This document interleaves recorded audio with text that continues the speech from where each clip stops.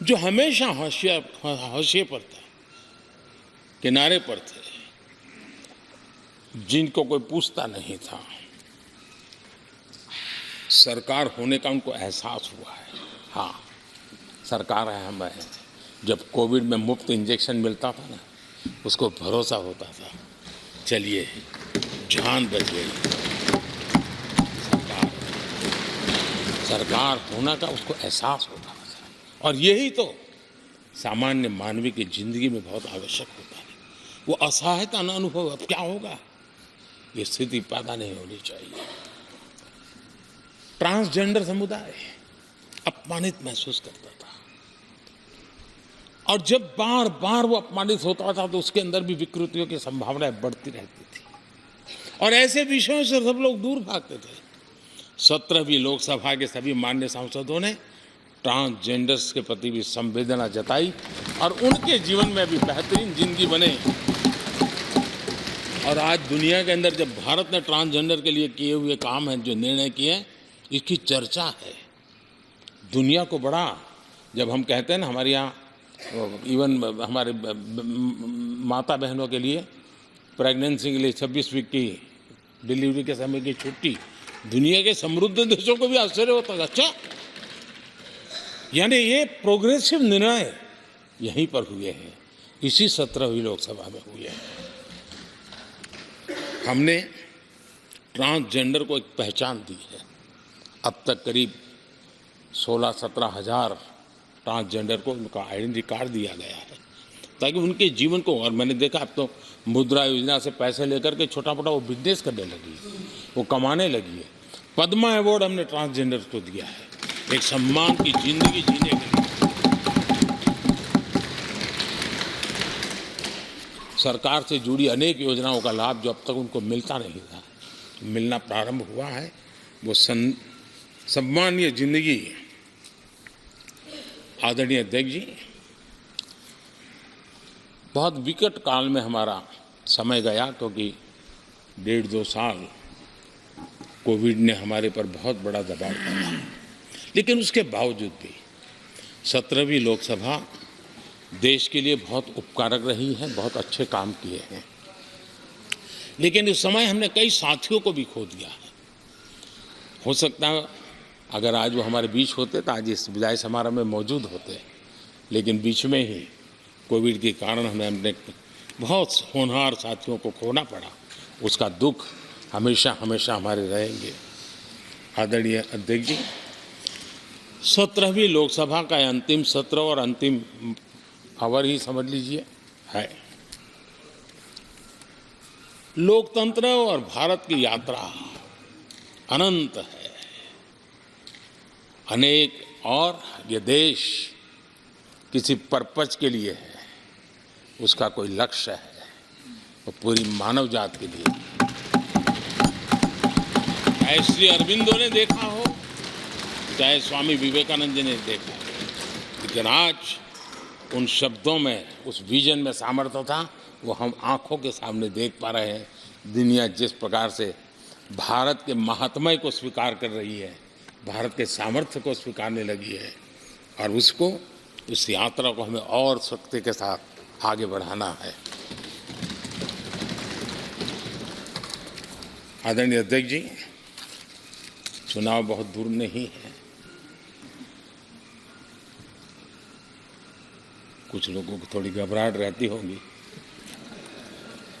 लेकिन ये लोकतंत्र का सहज आवश्यक पहलू है।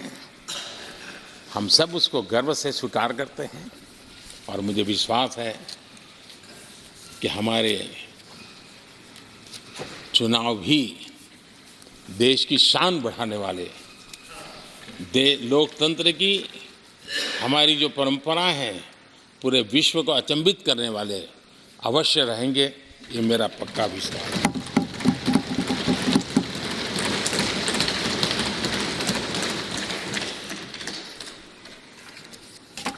आदरणीय अध्यक्ष जी, मैं सभी माननीय सांसदों का जो सहयोग मिला है, जो निर्णय हम कर पाए हैं, और कभी कभी हमले भी इतने मज़ेदार हुए हैं कि हमारे भीतर की शक्ति भी खिल करके निकली है।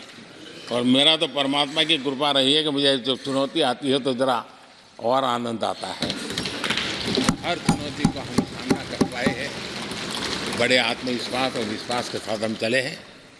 आज राम मंदिर को लेकर के इस सदन ने जो प्रस्ताव पारित किया है, वे देश की भावी पीढ़ी को इस देश के मूल्यों पर गर्व करने की संवैधानिक शक्ति देगा।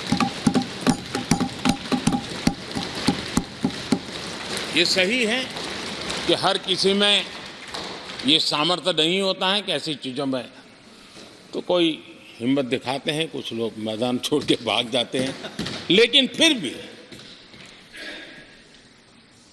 भविष्य के रिकॉर्ड को देखेंगे तो आज जो व्याख्यान वो हुए हैं, जो बातें रखी गई हैं, उसमें संवेदना भी है, संकल्प भी है, सहानुभूति भी है और सबका साथ सबका विकास के मंत्र को आगे बढ़ाने का उसमें तत्व भी है।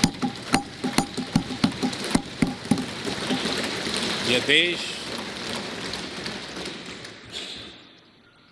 बुरे दिन कितने ही क्यों न गए हो, हम भावी पीढ़ी के लिए कुछ न कुछ अच्छा करते रहेंगे।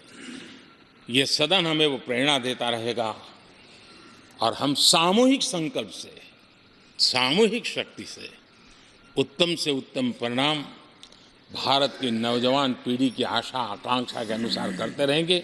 इसी विश्वास के साथ फिर एक बार आपका आभार प्रकट करता हूँ, सभी माननीय सांसदों का आभार प्रकट करता हूँ। बहुत बहुत धन्यवाद।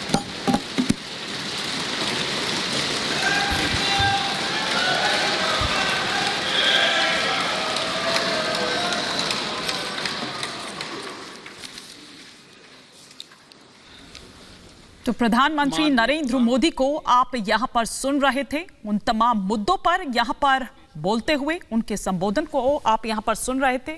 चुनाव को लेकर हो, राम मंदिर को लेकर हो, ट्रिपल तलाक को लेकर हो, उन तमाम मुद्दों पर यहां पर बोलते हुए पीएम मोदी को आपने सुना। का समापन हो रहा है।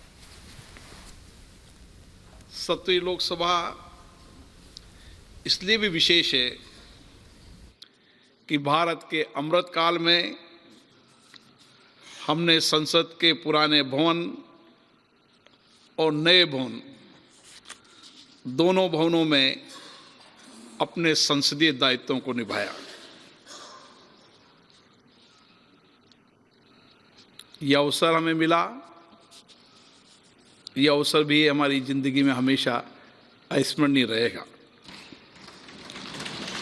नए भवन में स्थापित पवित्र सिंगोल न्याय, सुशासन, राष्ट्रीय एकता और राजनीतिक शुचिता का प्रतीक है। हमारे महान लोकतंत्र की इस उच्चतम संस्था के पीठासीन अधिकारी के रूप में आप सबके सहयोग से, आपके सकारात्मक सहयोग से मैंने दायित्व निभाया। माननीय प्रधानमंत्री जी ने अभी बहुत बातें हमें प्रेरणा स्वरूप बताई। हमारे लिए ये पल ऐतिहासिक पल रहेगा, अद्भुत भी रहेगा और हमारी जिंदगी में लोकतंत्र की इस यात्रा के लिए हमेशा स्मृतिपूर्ण वाला ये काल हमारे लिए रहेगा। इस 5 वर्ष के अंदर जनता के लोकतंत्र के प्रति, लोकतांत्रिक संस्थाओं के प्रति विश्वास बढ़े, इसके लिए सभी माननीय सदस्यों ने अपने अपने क्षेत्र की जनता की आशाओं आकांक्षाओं को पूरा करने का प्रयास किया। यहाँ अपने क्षेत्र के मुद्दे भी उठाए, देश के मुद्दे भी उठाए और मैं सरकार को भी धन्यवाद देता हूँ कि उन्होंने पहली बार शून्यकाल जैसे विषय का सकारात्मक उत्तर देकर एक नई परंपरा भी स्थापित की।